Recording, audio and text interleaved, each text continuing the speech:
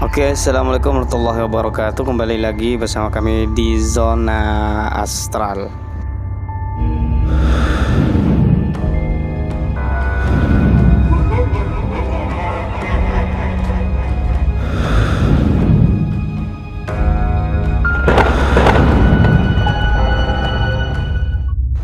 Oke rekan-rekan semuanya, dan terjadi lagi seperti hal yang kemarin kami rasakan, dikarenakan energi di sini begitu kuat sampai berpengaruh terhadap elektronika yang kami pakai.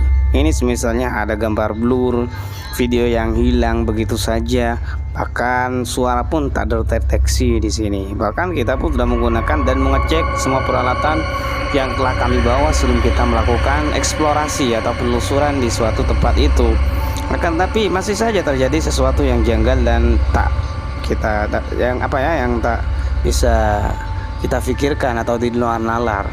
Dan video sekarang ini dimana saya menerangkan bahwasanya di tempat ini ada sebuah batu yang sangat keramat, yang batunya itu pernah digunakan oleh Adipati Ziza, yang mana Adipati tersebut adalah adipati atau petinggi keraton Majapahit, yang mana ketika kalah perang adipati tersebut melarikan diri dan membawa sebagian pusaka dari Majapahit dan ditaruh di tempat tersebut. Sambil bertapa beliau pun membuka pedukuhan atau pedesaan yang tak bisa kami sebutkan desanya, menggunakan belum mendapatkan izin dari tokoh-tokoh setempat ya. Di sini kami menerangkan bahwasanya hutan ini sangat rimbun dan tak berpenghuni sama sekali, dan tidak ada kegiatan apapun yang ada di hutan ini. Tak seorang pun yang berani masuk ke hutan tanpa tujuan yang jelas atau gabut semisal, karena memang untuk aksesnya pun sulit, bahkan serasa tak bisa kita akses ya, karena saking banyaknya semak-semak belukar, batu-batuan dan duri-duri yang menghambat perjalanan. Bisa dilihat bahwasanya saya memperlihatkan betapa rimbunnya hutan yang ada di sana. Dan seperti biasa kami di sini sendirian, dikarenakan malam tidak memungkinkan kami pun mengeksplorasi di siang hari, dikarenakan malam kami izin untuk mengeksplorasi malam tidak diperbolehkan oleh masyarakat sekitar, dikarenakan katanya bahaya. Dan kita pun ikuti instruksi dari masyarakat dan adat sekitar. Kita memilih safety saja. Di sini kami akan menjelaskan sebisa kami. Saya usahakan sama seperti video aslinya, walaupun tidak akan sama 100%. Di samping nafas kita pada saat itu juga ngos-ngosan, ditambah energi yang sangat panas dan membuat gak nyaman di seluruh tubuh kita, juga dihantui rasa deg-degan dan sangat terasa sekali bahwasanya di situ adalah tempat energi atau jin kafir yang bersarang. Dari kita juga menemui bunga bangka yang agak aneh ya. Satu-satunya bunga bangka yang saya temui itu agak aneh, tak seperti biasanya. Seperti kita videokan juga, ini videonya. Dan ini jalannya kami videokan juga. Akses jalannya sangat sulit, bahkan tak nampak seperti jalan. Jadi sangat mustahil untuk diakses jalannya, kecuali bagi orang-orang yang betul-betul berniat dan berusaha, karena aksesnya sangat sulit.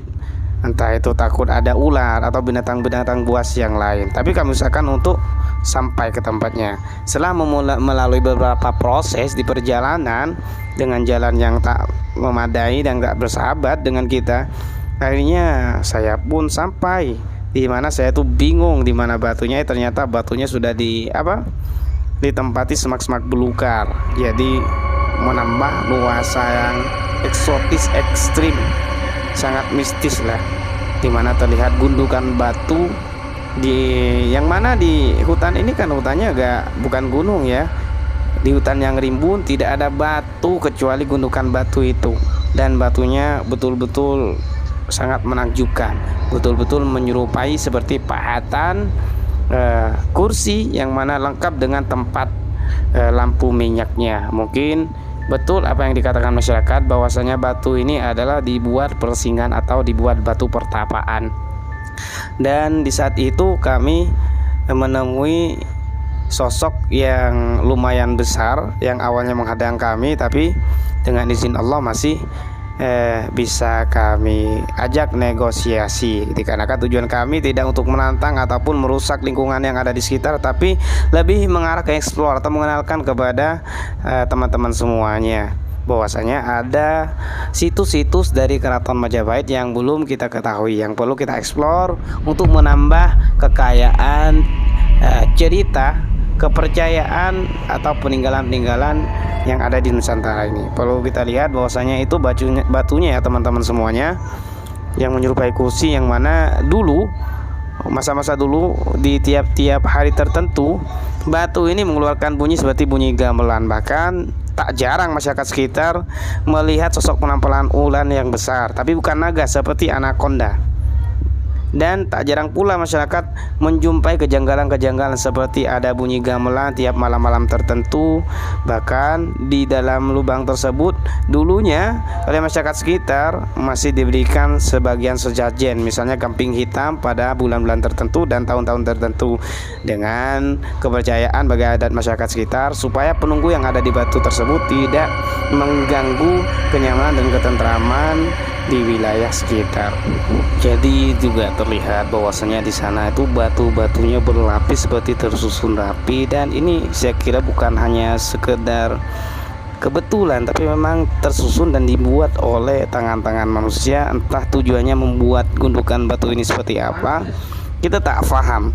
Tapi menurut cerita masyarakat, di sini pun juga terdapat sebuah gua, yang mana gua tersebut dipercaya sebagai gua siluman, yang mana ditunggu oleh seorang genderuwo dan Batara Karang. Dan betul saja ketika kita sampai di tempat tersebut dan seluruh tubuh pun terasa meriang, gatal, bahkan panas.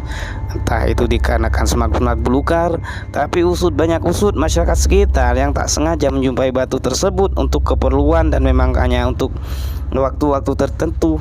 Memang kebanyakan seseorang yang berada di dekat batu ini merasakan hawa yang sangat panas. Dipercaya dikarenakan di batu tersebut terdapat banyak pusaka yang disimpan oleh adipati itu. Batu kursi, inilah sebutan dari batu ini di kalangan masyarakat sekitar yang sudah tak asing lagi di telinga mereka.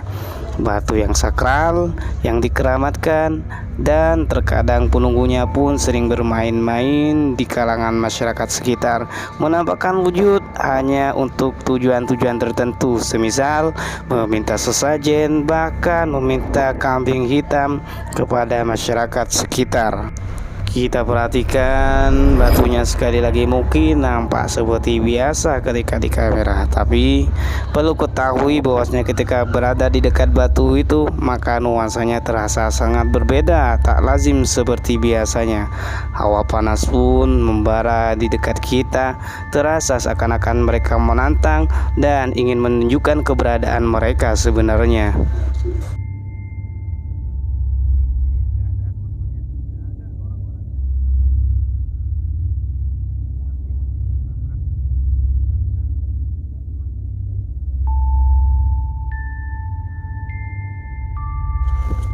Dan mohon maaf jika keterangannya tidak sesuai seperti video originalnya, dikarenakan memang betul-betul ketika saya melakukan penelusuran secara real, dan itu pun tempat-tempat yang betul-betul angker, bahkan diyakini bertuah oleh masyarakat setempat. Memang banyak sesuatu kejanggalan yang saya alami, misalnya ada gangguan, tiba-tiba pikiran ngeblank, tiba-tiba apa yang dikonsep berantakan di tempat. Kadang elektronika pun mengalami gangguan, entah kamera blur, suara pun kadang hangus. Jadi di sini saya menjelaskan bahwasanya dulu saking angkernya tempat sini, ada seorang emak-emak gitulah ya kan, yang mengambil kayu bakar di sini, dan kebetulan di atas batu tersebut ini terdapat kayu yang sangat besar dan disakralkan oleh masyarakat. Tiba-tiba kayunya itu dipotong mau dijadikan kayu bakar, dan alhasil yang membagongkan gitu kan. Setelah pulang dari tempat tersebut, tiba-tiba seseorang itu kesleo, dan akibat kesleonya ia pun menjadi cacat seumur hidup alias pincang. Sudah berobat, sudah ke dokter, bahkan ke dukun pun tetap saja hasilnya sama. Ia tetap pincang seumur hidup, sampai akhir hayatnya ia pincang. Terus yang kedua, juga ada seseorang yang sangat membagongkan juga, dikarenakan ketika dia mengambil kayu di tempat tersebut, ternyata ia kepleset dan jatuh ke bawah. Setelah diketahui oleh masyarakat sekitar bahwasanya ada orang yang terjatuh dan pingsan, masyarakat pun membopongnya dan membawanya ke rumahnya. Akan tetapi usut orang tersebut dikabarkan sudah gila, dan sampai mati pun tetap gila. Bayangin coba. Dan ada juga masyarakat yang bercerita kepada saya bahwasanya di tempat tersebut ada burung, yang mana burung itu memang dikabarkan bahwasanya burung itu adalah penunggu dari batu kursi itu sendiri. Kenapa bisa demikian? Karena pada zaman dulu belum ada senapan. Ada orang yang memakai ketepel dan membidik burung tersebut hingga tewas. Dan apa yang terjadi? Burung itu ternyata tidak tewas. Setelah burung itu dibawa pulang dan ditaruh di teras orang yang telah berhasil mengetepelnya hingga tewas, tiba-tiba burung itu pun berdiri dan mengepakkan sayapnya kembali alias terbang kembali ke tempat semula dan asal batu kursi. Dan bagaimana yang mengetepel? Jangan kira orang tersebut aman. Setelah mengetepel burung tersebut, orang tersebut langsung sakit perut sehingga orang tersebut pun dikabarkan tewas.